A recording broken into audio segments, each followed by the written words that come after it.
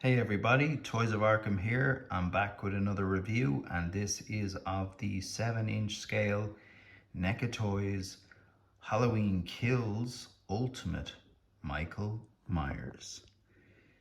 Now this is a figure that I've passed up for quite a while because I was waiting on the 1/6 scale Trick or Treat Studios version of this character to be released, and unfortunately that won't be out until the end of this year.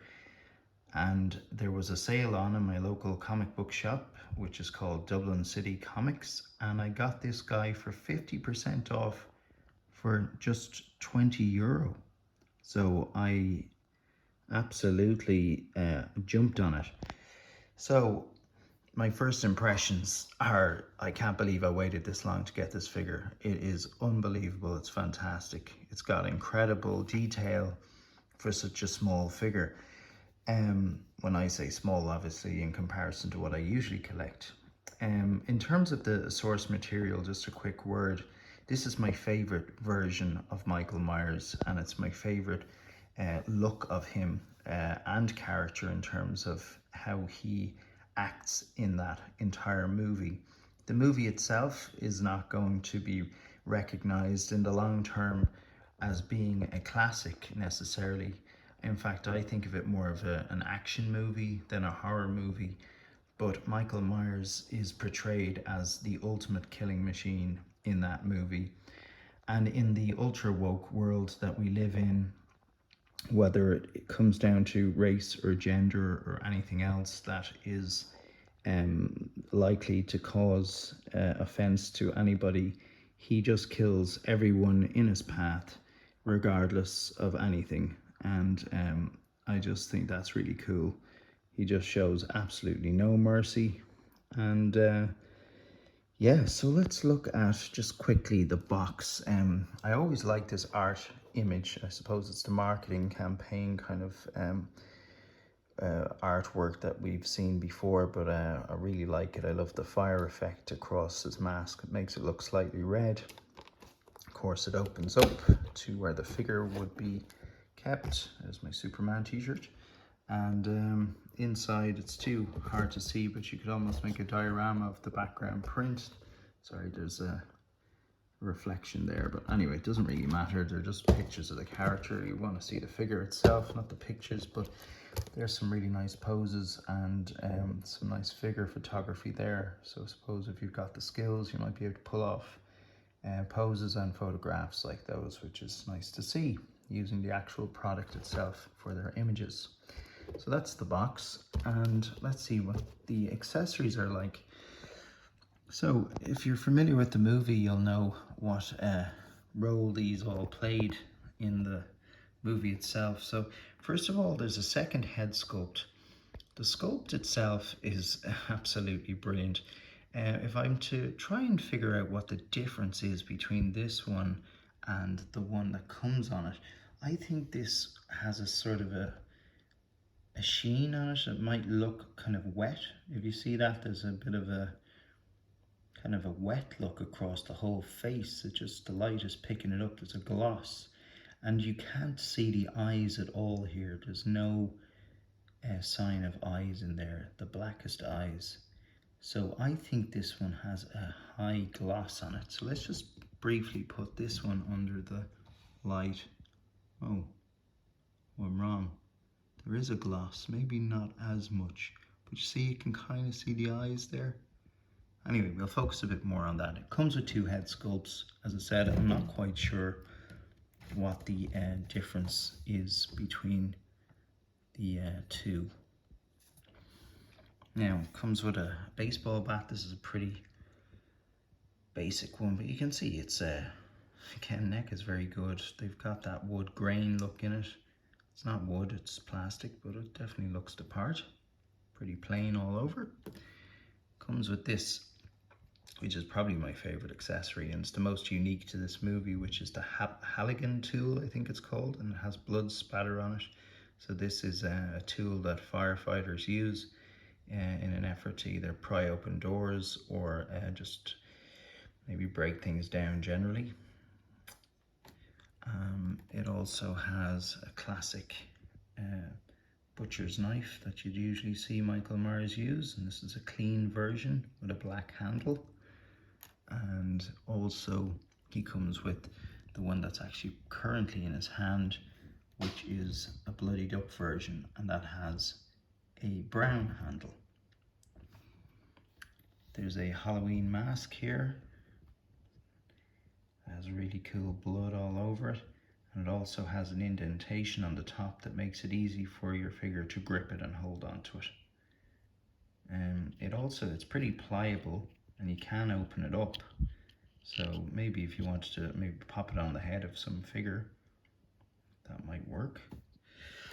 In the movie you would have seen this as well. This is like a light bulb that he smashes and puts into the neck of one of his victims, and there's blood all over it. And there's the end where it would probably connect in. It's not focusing. Focus. No, what does it want to do? What it's supposed to do. Anyway, you'll have to trust me. It is a light bulb replica. Yeah, there you go. There's a sort of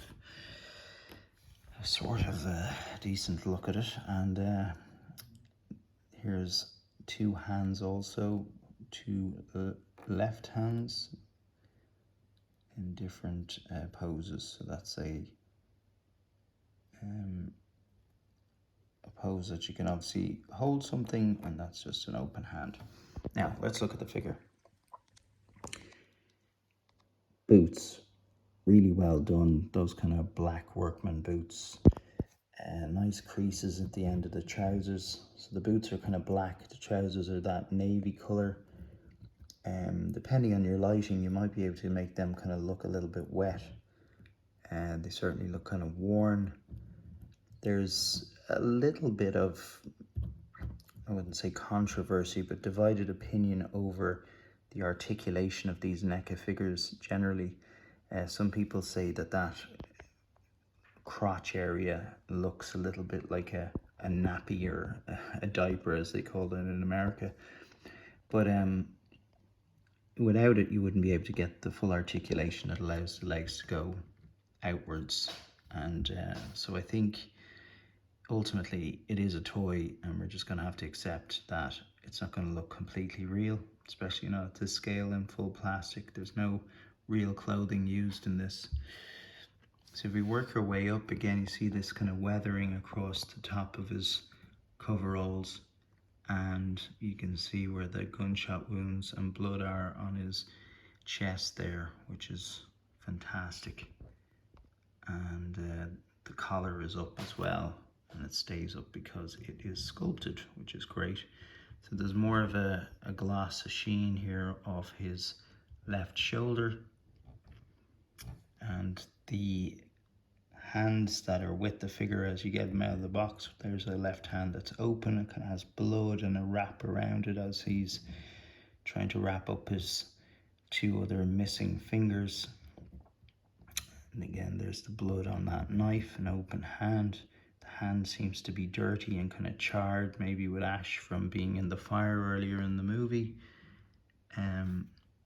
So yeah, they did a great job of these coveralls, really nice. And again, look at that at the back. They don't skimp out with the details at the back. The molding's very good, the contrast in the paint.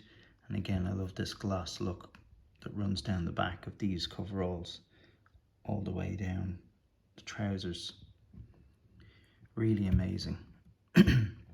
Now, I'm not an expert in this character whatsoever, but I think I know enough about it, and that's mainly true. My good friend Dean Knight and his channel, he's probably safe to say obsessed with the character and the mask and everything to do with Myers, but I've become educated to this character and all the different nuances through his in-depth reviews, and I have to say, certainly from my perspective, I think this mask is absolutely fantastic. I mean, given the scale of it, they've managed to somehow get incredible details on this. So this is obviously the burnt side of it, and it has that yellow tinge to it just like in the movie. And then on the other side, where there has been a wound to Myers' face, you can see the blood kind of seeping through, and that's picked up on that mask too. So I really like it, and I like the indentations. I like the discoloration in the mask itself, just like the movie.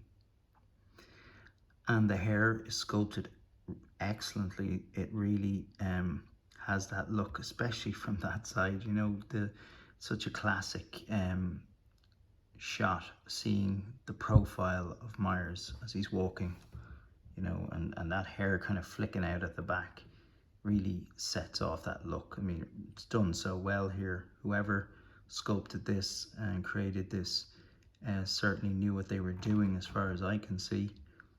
And then if you turn around to this side, which is the burn side, you can see the hair has been seared and burnt.